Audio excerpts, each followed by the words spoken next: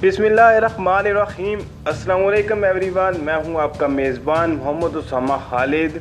उम्मीद करता हूं कि आप सब खैरियत से होंगे।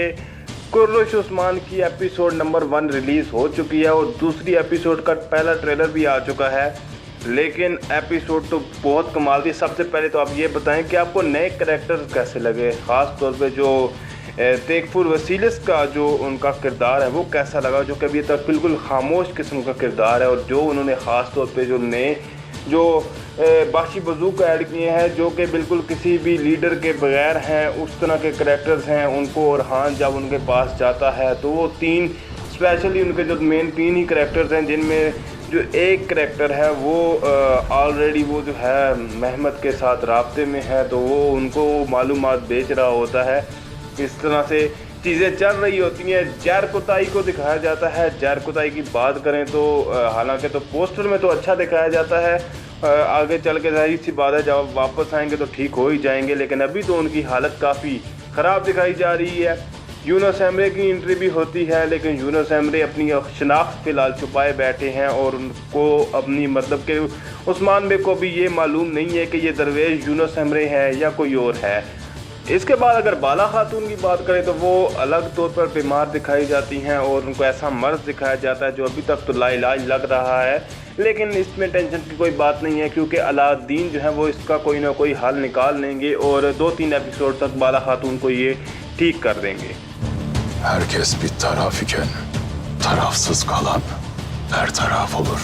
एपिसोड देखने वालों को इस चीज़ का आइडिया होगा ही कि पहली एपिसोड में मुकम्मल तौर पर दिखाया जाता है कि वसीलस की चालें दिखाई जाती हैं, वसीलस, और इसके अलावा दूसरा जो मेन तौर पे याकूब बे का दिखाया जाता है। शुरू में उन पे हमला होता है और वो भी वसीलस नहीं करवाया होता है, और उसके बाद याकूब बे मुकम्मल तौर पर प्लान बना लेते हैं। उनको भी सुल्तान मसूद के बारे में पता चल जाता है। वो अपनी बेटी को वहाँ पे भेज देते हैं कोनिया में सुल्तान मसूद के मोहरनामे फरमान को लेके आने के लिए, और इस तरह से चीज़ें चल रही होती हैं। तो आइए आगे ट्रेलर को देखते हैं। Bertaraf olmaktan çekinen benim yaptığımı asla yapamaz.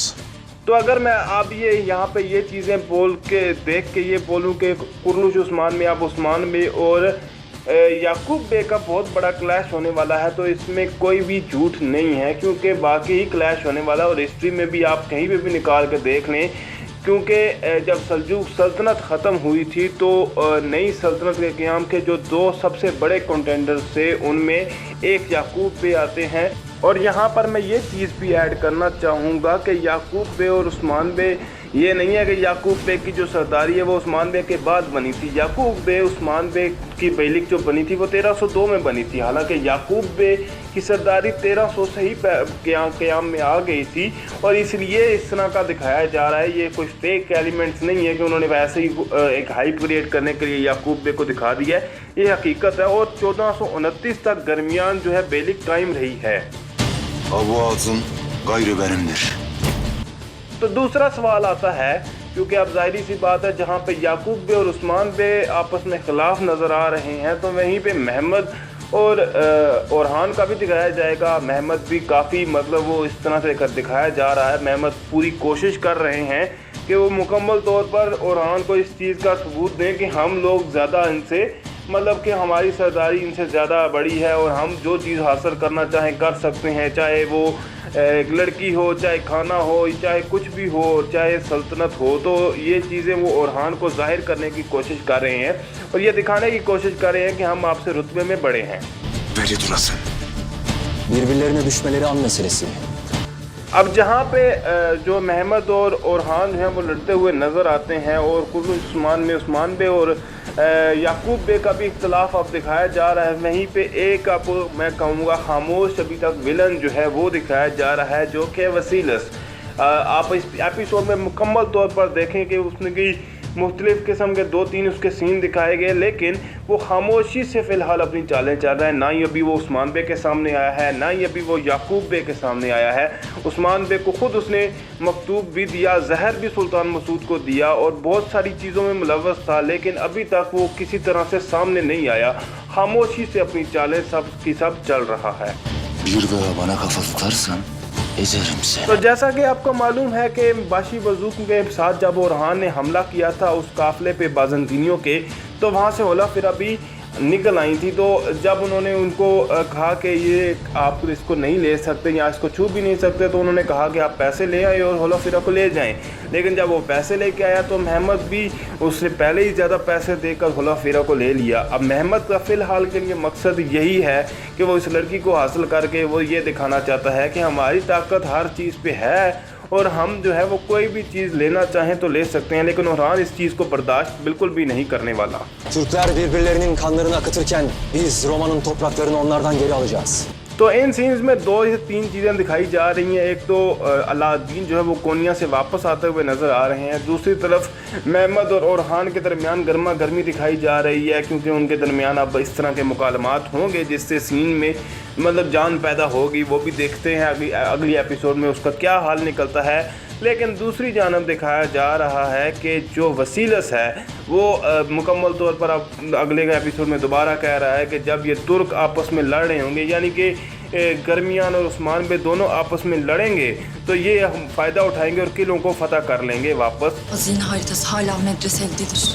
Ne yapıp edip अब गोंजा खातून सुल्तान मसूद की अंगूठी से नकली फरमान बनाने में कामयाब तो हो गई थी, लेकिन सुल्तान मसूद की मुलाकात जब अलाउद्दीन से होती है तो वो एक उनसे सुल्तान मसूद उनको एक नक्शा देते हैं और जिसमें वो बताते हैं कि यहाँ पे सल्जूक का सारा ख़जाना छुपा हुआ है और अलाउद्दीन उसको लेकर अब वापस तो आ रहे हैं। लेकिन अलाउद्दीन को भी पता है कि वहाँ पे कोई और बंदा था जिसने ये बातें सुनी थी और उनको इस चीज़ का इल्म होगा कि गोंजा खातून या इस तरह से वो इस मामले में शामिल हो सकती हैं। onu alacağız Gülce. Osman Bey! अब ये तो ज़ाहिरी सी बात है कि गोंजा खातून इस बात का जिक्र अपने वालिद से तो करने ही वाली हैं, लेकिन वो एक तरफ से ये भी कोशिश करेंगी कि वो इस ख़जाने को नक्शे को हासिल करें और उसके लिए हो सकता है वो अलाउद्दीन के करीब भी हो जाएं या इस तरह का कोई हरकत करें जिससे अलाउद्दीन के ज़रिए से वो नक्शा निकाला जा सके।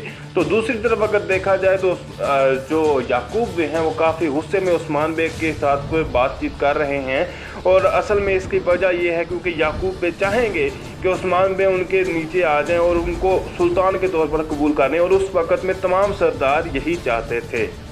Baş kaldıranların akıbeti bellidir. Beni buna mecbur etmeyesin. तो यहाँ पे वो याकूब बे यही बात कर रहे हैं कि जो सर उठाते हैं या बगावत करते हैं उनका जो इंजाम है वो वाज़ेह है। मुझे इस चीज़ पर मजबूर ना करें कि मैं आपके साथ बुरा सलूक करूं। लेकिन उस्मान बे हैं वो तो अब ज़ाहिरी सी बात है, उन्होंने तो बड़े से बड़े वज़ीर की बात नहीं मानी, तो वो इस तरह के बात तो वो किसी खाते में लाने वाले नहीं हैं। लेकिन अब देखते हैं कि उस्मान बे किस तरह से अपनी हिकमत अमली करते हैं और इस तरह की बिल्कुल बातें ठीक हैं। ये तमाम सरदार ही चाहते थे कि जो दूसरे सरदारान हैं वो मेरे नीचे आ जाएं। इस पर भी मैं डिटेल वीडियो बहुत जल्द बनाऊंगा याकूब बे के बारे में कि वो कौन थे और किस तरह से मतलब उस्मानियों के मतलब उनके जो गर्मियान के कबीले हैं या गर्मियान का इलाका है उन्होंने उस्मानियों के साथ किस तरह के ताल्लुकात रहे। तो मिलते हैं नई अपडेट्स के साथ बहुत जल्द। इजाज़त दीजिए, अल्लाह हाफिज़।